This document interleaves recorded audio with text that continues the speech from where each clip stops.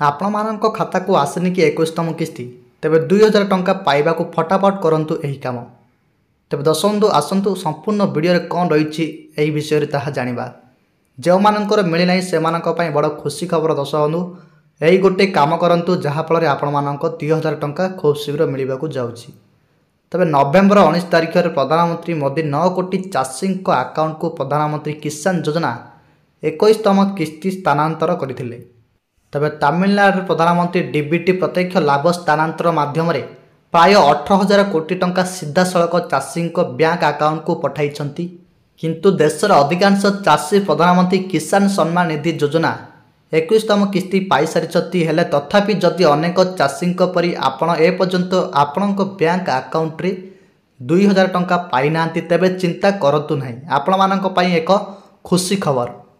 EKYC ଜମି ବିହନ କିମ୍ବା ବ୍ୟାଙ୍କ ବିବରଣୀରେ ସାମାନ୍ୟ ତ୍ରୁଟି ଯୋଗୁଁ ପେମେଣ୍ଟ ପ୍ରାୟତଃ ଅଟକିଯାଏ। ଏଠାରେ ଆମେ ଆପଣଙ୍କ ଟଙ୍କା କାହିଁକି ଅଟକି ରହିଛି ତାହା ଆପଣମାନଙ୍କୁ କିଛି କାରଣ ଦେବୁ। ଏପରି ପରିସ୍ଥିତିରେ ଚାଷୀମାନେ ଏବେ କ'ଣ କରିବା ଉଚିତ ଯାହାଦ୍ୱାରା ବାକି ଥିବା କିସ୍ତି ସେମାନଙ୍କ ଆକାଉଣ୍ଟରେ ଆସିବ, ତାହା ଆସନ୍ତୁ ଜାଣିବା। ତେବେ କେତେବେଳେ ଏକ ଛୋଟ ଭୁଲ ମଧ୍ୟ ପ୍ରଧାନମନ୍ତ୍ରୀ କିଷାନ 21ତମ କିସ୍ତି ଆସିବାରେ ବିଳମ୍ବ ହୋଇପାରେ। ନିମ୍ନଲିଖିତ ଉପାୟ ତୁରନ୍ତ ଆସନ୍ତୁ ଜାଣିବା। ତେବେ ଯଦି ଆପଣ ଏପର୍ଯ୍ୟନ୍ତ ଇକେୱାଇସି ପୂରଣ କରିନାହାନ୍ତି, ଦ୍ୱିତୀୟରେ ଯଦି ଜମିର ଲ୍ୟାଣ୍ଡ ସିଡିଂ କିମ୍ବା ଭେରିଫିକେସନ୍ ବାକି ଅଛି ତ ଆପଣମାନଙ୍କୁ ମିଳିବନି।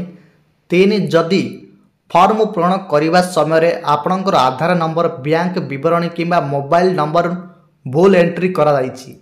4ଥରେ ଯଦି ଆପଣଙ୍କ ବ୍ୟାଙ୍କ ଆକାଉଣ୍ଟ ଆଧାର ସହିତ ଲିଙ୍କ ହୋଇନାହିଁ। 5ମ ହେଉଛି କାରଣ ଯଦି ଆପଣଙ୍କ ନାମ ପ୍ରଧାନମନ୍ତ୍ରୀ କିଷାନ ହିତାଧିକାରୀ ତାଲିକାରେ ଦେଖାଯାଉ ନାହିଁ। ତେବେ ଦର୍ଶକ ବନ୍ଧୁ ଏଥିପାଇଁ ସର୍ବପ୍ରଥମେ ଆପଣମାନଙ୍କୁ କ'ଣ କରିବାକୁ ପଡ଼ିବ ନା ଇକେୱାଇସି କରିବାକୁ ପଡ଼ିବ। ଏହା ବ୍ୟତୀତ ବ୍ୟାଙ୍କ ଆକାଉଣ୍ଟ ଯେଉଁଥିରେ ପିଏମ୍ କିଷାନ ଟଙ୍କା ଆସୁଛି ତାହା ଆଧାର କାର୍ଡ଼ ସହିତ ଲିଙ୍କ ମଧ୍ୟ କରିବା ଆବଶ୍ୟକ। ଯଦି କଟିଯାଇଛି ତାହେଲେ ଆପଣମାନେ ପୁଣି ଚେକ୍ କରିପାରିବେ। ଯଦି ଆପଣ ଇକେୱାଇସି କିମ୍ବା ଆକାଉଣ୍ଟ ସହ ଆଧାର କାର୍ଡ଼ ଲିଙ୍କ କରିନାହାନ୍ତି ତେବେ 21ତମ କିସ୍ତି ଆସିନପାରେ। ତେଣୁ ଇକେୱାଇସି କରିବା ବାଧ୍ୟତାମୂଳକ ମଧ୍ୟ କରାଯାଇଛି।